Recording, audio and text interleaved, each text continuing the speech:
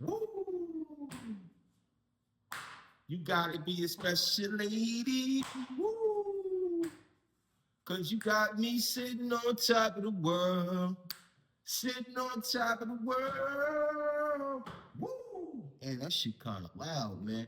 But y'all already know what it is, man. Shout it out, man. You know what I mean? Welcome to the AHA podcast. We in the building. You know what I'm talking about. And I want to get straight right to it. Marvin Sapp, y'all, he in trouble, man. Marvin Sapp in trouble. They saying they caught the man with his hand in the trick bag. But most of us, that know anything about the black church, not only the black church, I want to take, the spotlight off of that. Not only the black church, all churches. All churches deal with this weasel. All churches deal with this, Satan in disguise, if you will. Because once it comes to that, y'all, that's who it is. You know what I mean? We could dress it up. We can try and say who they are and where they come from. You know what I mean? And all the work that they may have put in back in the days. We could say all that. But in the reality of it all, it's the devil inside the black church. Because wickedness, evil on any level, to any extent, and on any degree, is the characteristic and the gene and the spirit of the devil. Right? I'm not gonna get here and preach. I'm Muslim, you know what I mean? And even though Christianity, you don't believe like we do, and we don't believe like they do, we don't denounce, you know, their, you know, savior, if you will. To us, Jesus is a prophet. To the Christians, that's God. I respect that, and I stand right there. Jews don't even acknowledge Jesus, but the Christians and the Jews in America is bosom buddies. I don't even understand that type of shit. But that's neither here nor there. What I'm saying is that they got Marvin Sapp in the situation, man. And a lot of people, that come from our communities, you know, may know Marvin Sapp personally, may have even attended his church. I know a lot of people who attend Hezekiah Walker Church, Hezekiah Walker from Fort Greene. He got a church out here in East New York, you know what I mean? But in the black church, it has always been this dynamic where we always find a charlatan among us who can excel, you know, to the forefront and then get into the limelight and seem like what he's doing is legitimate. I mean, Marvin Sapp isn't doing anything that's different than the things that, and I'm gonna take y'all all the way back to when Reverend Ike and them dudes had their time. You understand? I remember that, having family members that used to go and pay $10 for a piece of carpet, that they used to buy out here in Brownsville, and they used to say that if you pray to this carpet or pray on this carpet or whatever, or you pray to this carpet, you're going to hit the number.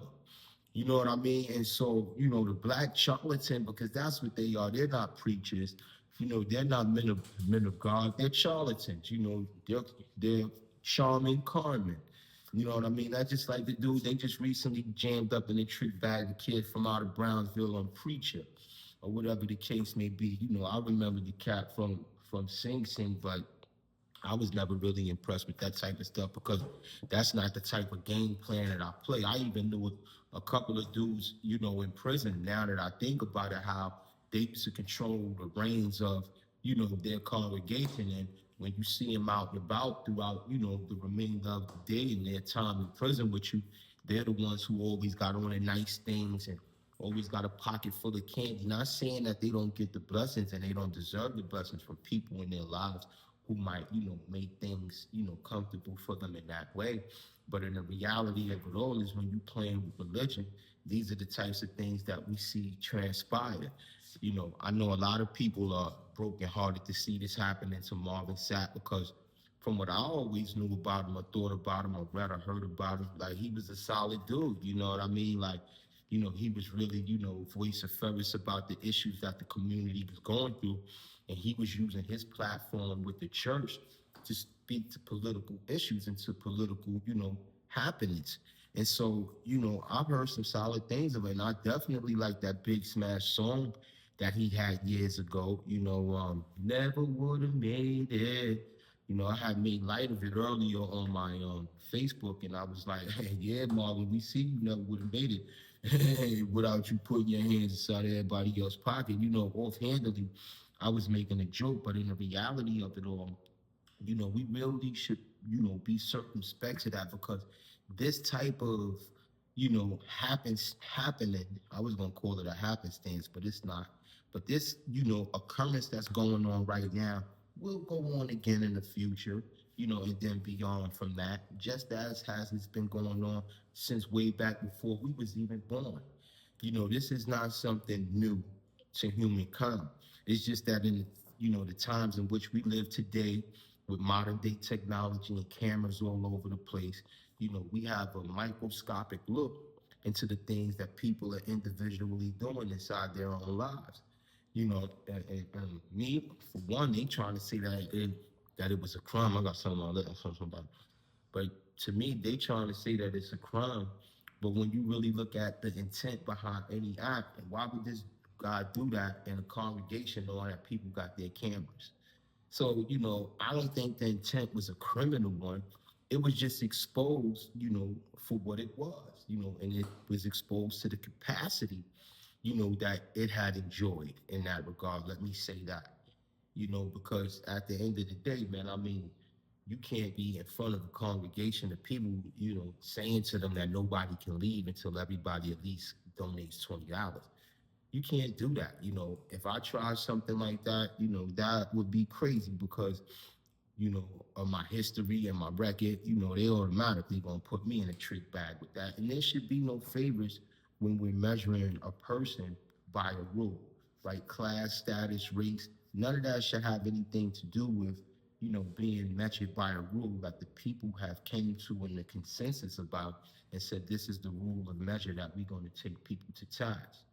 You see, so it's unfortunate. Marvin Sapp got busted in this way. I remember a few years ago they busted Billy Graham. You know, Creflo Dollar, he has always been on that hot seat. That's why I personally think Mace got away from, all of that type of stuff because he knew they had a microscope over there and the type of lifestyle he obviously likes to live would have been inconsistent with what's going on in that. Because even though them dudes are hypocrites and they thieves, and at the end of the day, they are still masters of their profession, meaning still that they have discipline, meaning still they have knowledge, meaning still they know how to apply themselves within the realm of whatever it is that's going on around that type of stuff, maintain, bide their time, and then spring into action when it's time to go. It's not you could just walk your way over there and start talking slick and, quote some Bible verses and then boom, automatically they're gonna let you to be the leader or the leader of the congregation. It don't go like that. So most dudes that are in those capacities are sharp. I was just telling somebody that the other day, man, get money niggas or get money women, they're serious. That's how come they are able to build things. You ain't gonna see a dude or a woman that's about their paper and they have accomplished things in life into a lot of joking shit. Yeah, of course, levity is important and they might find humor in certain things and in certain instances, but that's not their persona. That's not their way. That's not their disposition. It's not that they're mean or anything like that. It's just that they are business minded. They are serious. And in order to get things done, you have to be serious. You understand what I'm saying? So, in that regard, that's how they looked at it. Marvin Sapp is a serious dude because he built the business. He built the empire, if you will. You know what I mean? He had more hits than just that never would have made it. Like I watched the dude. I even knew about him from back in the days. And so my thing now, the IRS is breathing down his neck. And you know what that is. Social media, the internet, YouTube, it's highlighting certain things that they deem to be suspect. And you know what's happening. Investigators sitting down and they're listening to the information that they got coming from many different places. And they got an investigation open with the guy. You know what I'm saying? If they find out in any way that he stepped outside of the confines of how those laws are written, they're going to have this dude in the trick bag, y'all. That's just how it goes. It's unfortunate, but what's more unfortunate is how we keep that charlatan inside our company. Because I'm definitely not going to be, rooting, for them to, take it easy on him in any measure or any degree, especially if he subscribed to this country's ideology and this country's understanding of what law and justice is. I'm definitely not going to speak for the guy if it comes to that. When push comes to shove, I'm going to step aside. You understand? Because, I don't know him personally. And my thing is a lot of time Our politics be screwed. They be chopped and screwed. Like I heard somebody saying that, they don't have nothing to do with someone's sexuality. It could be and do whatever they want. But when the question was posed, would you let a transgender go in the bathroom with your 5-year-old granddaughter? Now it's a problem. You understand what I'm saying? So our perception in that regard is chopped and screwed when it comes to, social mores. Let me say that, customs in our society that we embrace and give practice to. You understand what I'm saying? So, that has been going on in the Black church. It has been going on in the Black church for the longest of time. And again, I'm not singling out the Black church. That goes on in every church. It's just bad when it goes on in the Black church because, our example, our template has always been of a righteous one. Our example, our template has always been of a spiritual one. You see what I'm saying? And wickedness is what wickedness does, y'all. Like, we can't dress it up because of the faces that might be appeasing to the eye. You understand? Or the image or the character. Not too long ago, I remember a bunch of you men singing the praises of Eric Adams. Now y'all telling this dude he can't get out of town fast enough. You understand what I'm saying? So this don't have nothing to do with the individual. Like it's like I established in the beginning and I will continue to establish throughout. Like, we not playing the favorites, so there ain't no picking and choosing over here. Biased tongue is a lying one. I really believe that. There's no bias over here. Like, you get caught with your hand in the cookie jar, we want to find out what's going on. Boy, what's up? Why you over there with that? You telling everybody else to stay away from that. Hypocrisy is at the lowest rung of any and every totem pole. And I think that's what Marvin Sapp is going to, soon come into the realization about. The hypocrite is hated the most because it's hated by the people that it's not being sincere to, and then it's hated by the grouping or the activity that it wishes to be a part of. Why? Because the group that it comes from saying that it was not sincere, and the group or the energy that it's going toward is saying, yo, hold on, man, you wishy-washy, we don't want you over here. So the hypocrite is being hated from both sides. He in the middle, he get the push and the pull. You understand what I'm saying? And this is what I think Marvin Sapp is going to come into the realization is about. Why am I speaking to that? Because it ain't Hollywood. How is it Hollywood when it's your dollars and my dollars that go to the contribution of his celebrity? How is that Hollywood when this guy comes from the same community, toots the horn about coming from the same communities that we come from? So if he comes from our communities, his stories are similar, if not are actually ours. Similar to ours, if not ours, right? And what I said in the beginning, and what I'm gonna continue to reiterate. I'm reclaiming them stories. I'm taking them back. You understand? You're not gonna spend the Black church in that regard. We're gonna watch it, and we're gonna pay attention to it, and we're gonna speak to it when it's out of step, right? But we're not just gonna look at it and be, just do away with it like that because the whole of them are all wrong, the whole of them are all wicked, the whole of them are all unrighteous, because that's not true. Satan told God in any religion, grant me respite or give me some time. Give me some time before you knock me off. In all the three main religions, this is the conversation. This is the exchange. And God said, all right, I'm going to grant you respite. Allahu Akbar. He says, I'm going to grant you respite. Right? For a time. Those who go with you, I'm going to feel held with the whole of you. This is how the story goes in all three religions. And so Satan said, okay, cool, but the most among you, the most righteous, I'm going to bring him down. You see? And Allah spoke back and said, you can't harm a fly unless it be by my lead. Satan said, well, I'm going to go form them, and I'm going to perceive them, right, in a way that they have never been before. And then I'm going to deceive them in a way that they've never been before. I'm going to deceive them from their left, their right, from in front of them, and from behind. Then I'm going to deceive them from where they perceive me not. That is the conversation. That is the exchange. The only and the best way for the Satan to ever impact the people is from among them. That's how come in the lessons with the nations of gods on earth has always been the worst devil is the black one. Because he or she can come among us without no suspicion. Why? Because he look like us, man. This is what I'm saying about Marvin Sapp. He looks like us.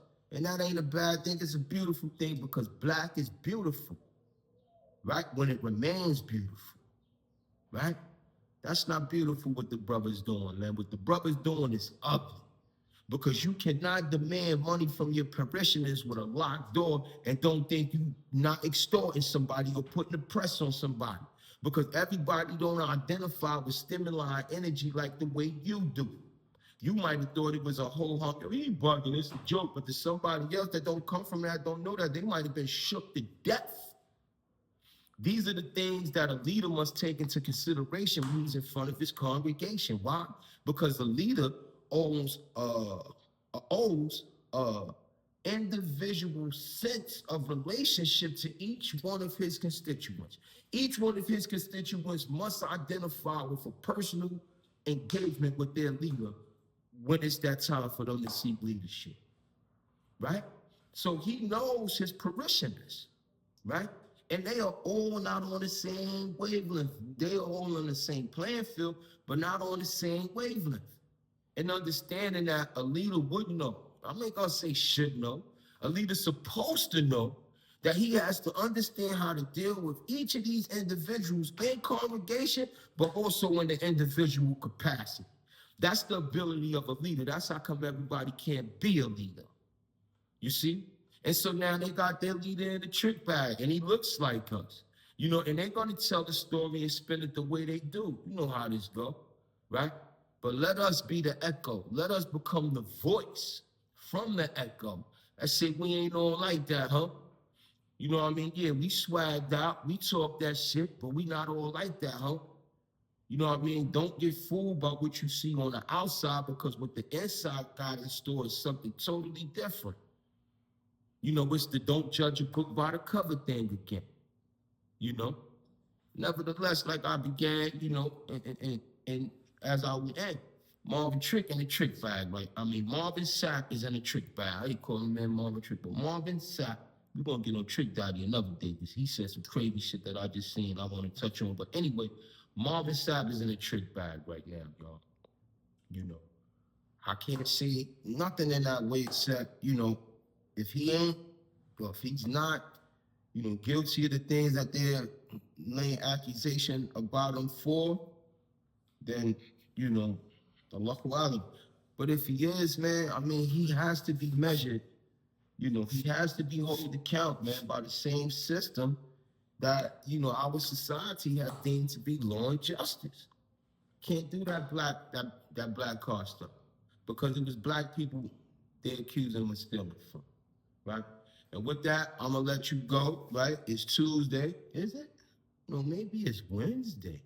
No, maybe it's Tuesday. It's Tuesday. I know I don't never know what day I'm in. Listen, I'm gonna let y'all go. You know what I mean? I'm gonna do some things, man, and I'm gonna come back and have some more to chop it up with y'all about. Make sure you hit the subscribe button on the YouTube channel. So this way I get enough subscribers and we could do this thing in live in real time as I like to speak. I like being in real time. Ain't no editing, no none of that type of shit. We just letting it fly and flow. You understand what I'm saying? So like I said, man, make sure you hit the likes and hit the subscribe button. I need the subscribers right now because it's time that we start going live. Until then, go after the win. Ah holla, ah ha.